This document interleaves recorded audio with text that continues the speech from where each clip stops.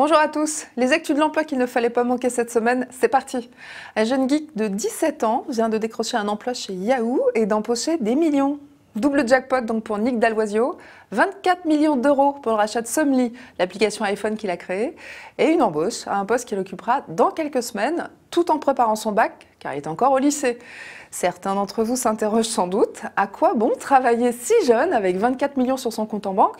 D'abord, il touchera le pactole qu'à sa majorité, et puis le jeune génie ne se pose même pas la question. Lui, ce qu'il veut, c'est, je cite, « rejoindre Yahoo et travailler avec Marissa Mayer, la nouvelle PDG, et son équipe ». Fin de citation. Petit conseil, Nick, l'argent n'est pas votre motivation première, d'accord, mais pensez tout de même à demander un salaire, ça se fait.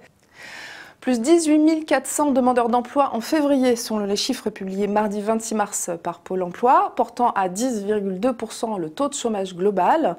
Dans ce sombre tableau, les cadres s'en sortent mieux que les autres, rappelons-le. Même si le marché de l'emploi se tend aussi pour eux, leur taux de chômage devrait rester inférieur à 5% cette année.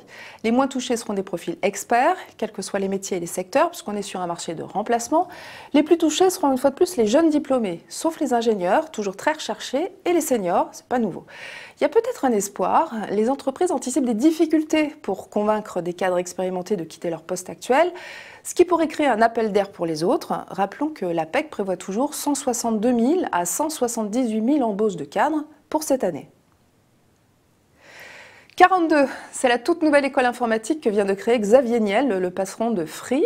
Oui, en France, ce sont les patrons qui créent des écoles et on sait déjà que ce ne sera pas une école comme les autres. D'abord parce qu'elle propose une pédagogie complètement rebelle, un apprentissage collectif plutôt qu'individuel, qui encourage les étudiants à aller chercher la bonne info sur le web plutôt que de demander aux profs. Pas de profs justement, mais des accompagnants qui viennent tous du monde de l'entreprise. Pas d'examen non plus, puisque les étudiants s'évaluent entre eux.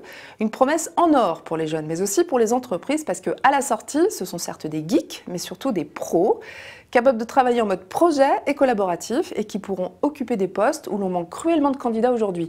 Postes de développeurs, de responsables réseau, sécurité, ou d'experts en réalité augmentée, par exemple.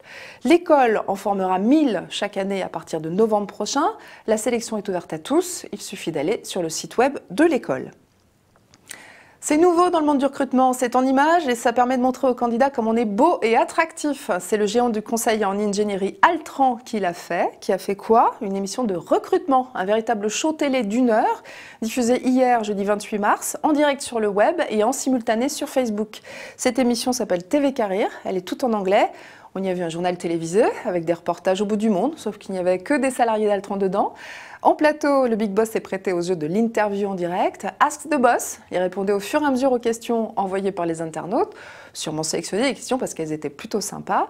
Et il y a eu aussi une table ronde pour parler des carrières internationales. Et puis, le responsable médias sociaux d'Altran est venu donner ses petits conseils pour gérer sa réputation professionnelle sur Internet. Bref, le groupe s'est montré sous son meilleur jour pour tenter de séduire des candidats. Il faut dire qu'Altran doit recruter cette année 2200 ingénieurs en France et 4000 dans le monde. Bonne semaine à tous!